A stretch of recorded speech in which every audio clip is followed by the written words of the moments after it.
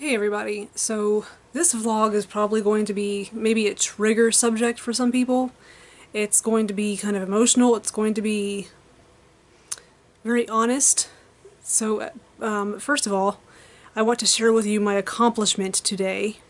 Real quick, I killed a fly with my bare hands. It was over on my bed, and I just kind of crept up on it, and I used my left hand.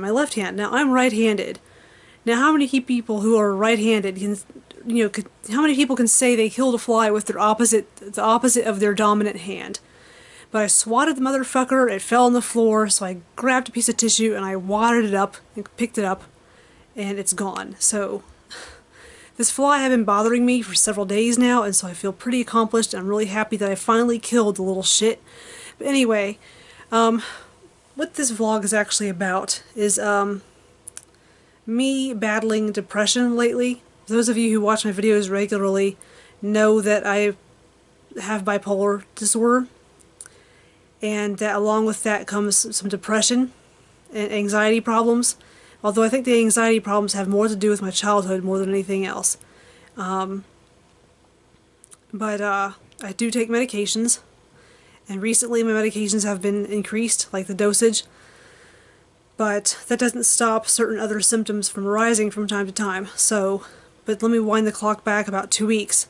About 2 weeks ago, I got back from vacation with spending time with my boyfriend, who lives in Cleveland. I live in Louisville, Kentucky. He lives in Cleveland, Ohio.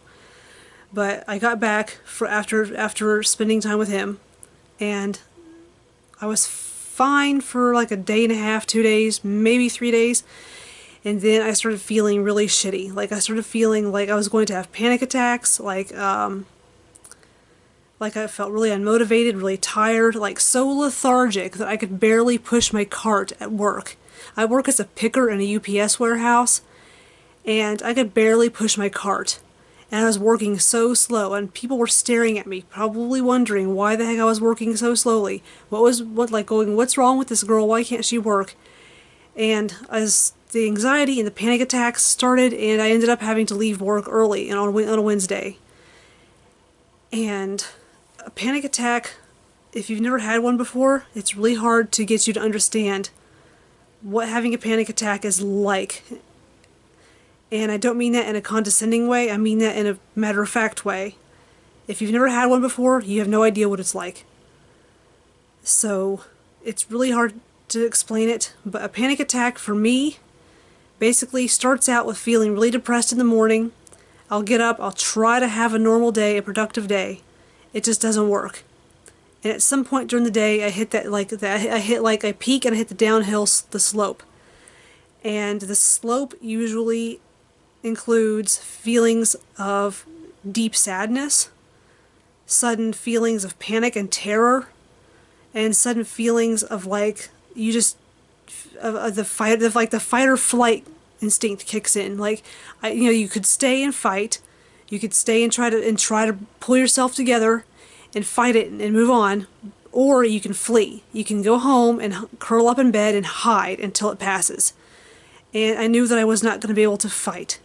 I knew that I would have to go home and hide until it passed, because having a panic attack at work is the worst thing in the world, because people see you and they don't understand, and they are very judgmental and very critical, and they say all sorts of insensitive things, even though they're trying to help. What things that they say come across as very insensitive. And if I would have stayed at work that day, I would have ended up in the bathroom, curled up, crying. And so I went to my supervisor and I was like, look, I have got to leave. You need to let me leave. I have got to go home. This is not a joke. This is not, for fun. This is not so I can go home and have shits and giggles. I've got to leave now. I need to go home and hide. Like, I'm going to go to the doctor first thing tomorrow. If I can just get home, I can call my crazy doctor. And so my supervisor agreed to let me leave that day. And so I went home. This was last Wednesday. Yeah, it was last Wednesday. And I went home, made an appointment with my doctor, saw my doctor, told her the whole shebang, told her what was going on, and told her that I felt this intense sadness, this intense lack of motivation, this intense need to just stay home and not leave the house. And she told me, well, we're going to increase your dosage on your your medication. So I said, okay, because at this point I'm willing to try anything. So, excuse me, I'm sorry. So at this point in the story, I increased the dose of my medication. It causes extreme nausea and extreme dizziness for like 2 days, and then I'm fine. I'm able to go back to work. I went back to work the following Monday, which was just 2 days ago. Yeah, what's today? Wednesday? Yeah, today's Wednesday. I went back to work Monday, feeling okay.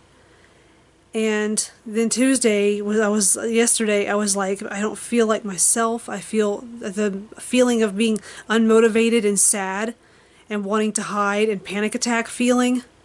That all started coming back, but I made it through an entire workday. I was so happy. And then here comes today, where I'm supposed to go to work, and I get out of bed and I'm like, I can't do it. I can't go to work today. I just can't. But I made myself get dressed. I made myself get ready. I made myself go to work. And I got to work. And oh, by the way, my doctor has prescribed some Wellbutrin to kind of get me to feel a little better until my new dosage of my medication kicked in. And the Wellbutrin combined with the really bad depression. Like, the bad depression had its own set of things, like I just listed.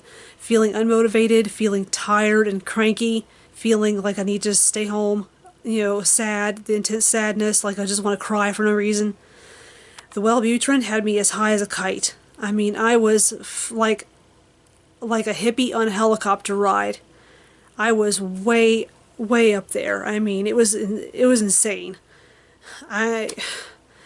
The floor felt like it was kind of like doing like this, like back and forth, like kind of like, yeah, the floor was kind of doing that. That's how it felt. And I felt really lightheaded and really dizzy. And I felt like my fingers and toes were tingly. It was so strange. I have never taken a drug or a medication or whatever that has made me feel this way before.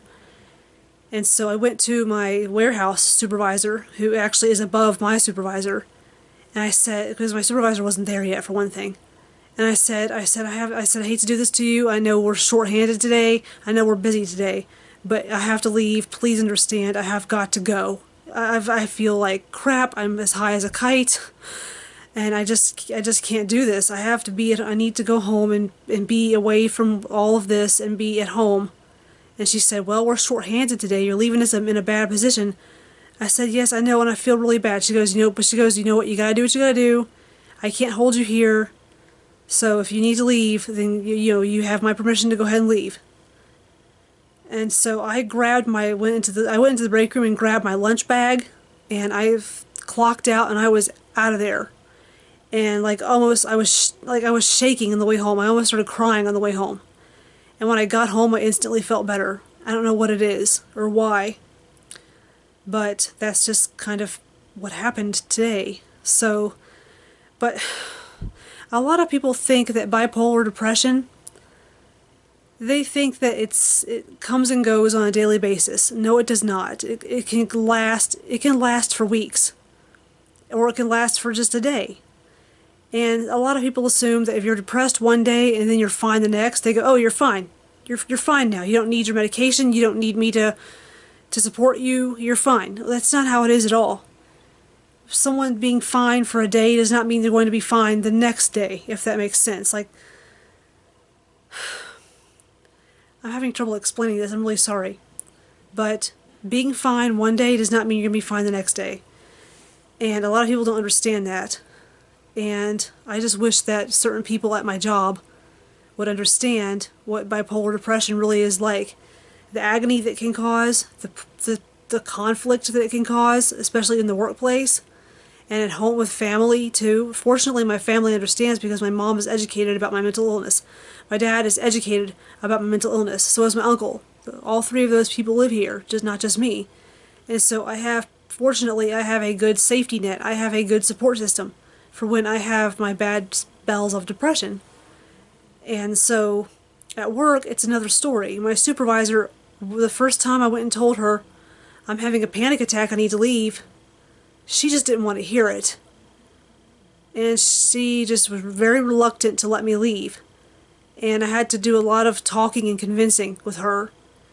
And so but I'm so glad that she let me leave, because if she hadn't, who knows what would have happened. I would have been having a serious crying fit, and it would have been in front of people where people could see me and criticize me. And who knows, maybe they would have criticized her. Maybe they would have said, why didn't you let this girl leave when she asked you if she could leave? What's wrong with you, But I don't want to think about that, because it's pointless to think about that. So that's what's going on lately. Good night. I just killed 3. I know, I killed one with my bare hands a little while ago in here. I saw it. I saw you post. Okay, good night. Good night. That was my mom letting me know that she's going to bed and that she killed 3 flies. But I don't want to think about the conflict that would have happened had I stayed at work on Wednesday. I just want to think about the fact that I feel fortunate that I was able to leave, because I know a lot of people who have panic attacks don't work in places where they're allowed to leave if they're feeling sick or if they're feeling bad. They don't work in a place where they can leave and get a sick day. They don't work in a place where sick days are a thing, period. They're stuck there. And that was me 10 years ago, maybe, when I was working at shitty retail jobs and shitty food service jobs. And that needs to change. That's bullshit. I think that's total bullshit. That has got to change. Everybody deserves to have a paid sick day. Everybody deserves to be able to go home if they need to go home because they have a health emergency. But yeah, that's what's going on with me lately. So, sorry if this has been depressing. I'm sorry if this has been on your nerves.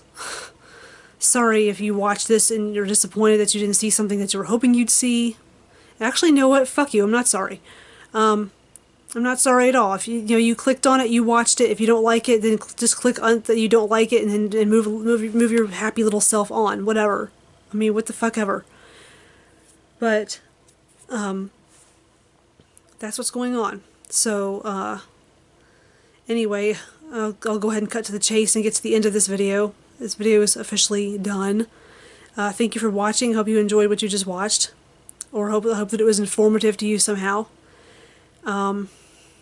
If you have not done so already, definitely give it a like and a share, and subscribe to my channel. And I'll catch you kids later. And hopefully I won't be depressed and like a total buzzkill later. Bye.